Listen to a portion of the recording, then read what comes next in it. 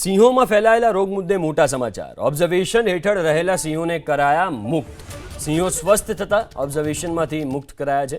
17 પૈકી અત્યાર સુધીમાં 12 સિંહ એવા છે જેમને મુક્ત કરાયા. બાકી 5 સિંહને તબક્કાવાર મુક્ત કરવામાં આવશે. જે બીમાર 17 જેટલા સિંહો હતા એને ક્વોરન્ટાઇન કરવામાં આવેલા હતા અને સારવાર કરવામાં આવી હતી.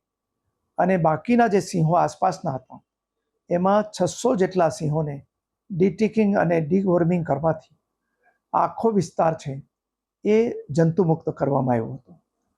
પરંતુ જે 17 સિંહો હતા એ જ્યારે આવ્યા ત્યારે સખત બીમાર હતા, ચાલી શકવાની ક્ષમતા પણ નહોતી.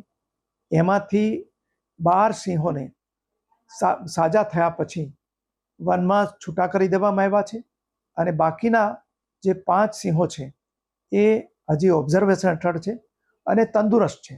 એને પણ ટૂંક સમયમાં રિલીઝ કરવામાં આવશે.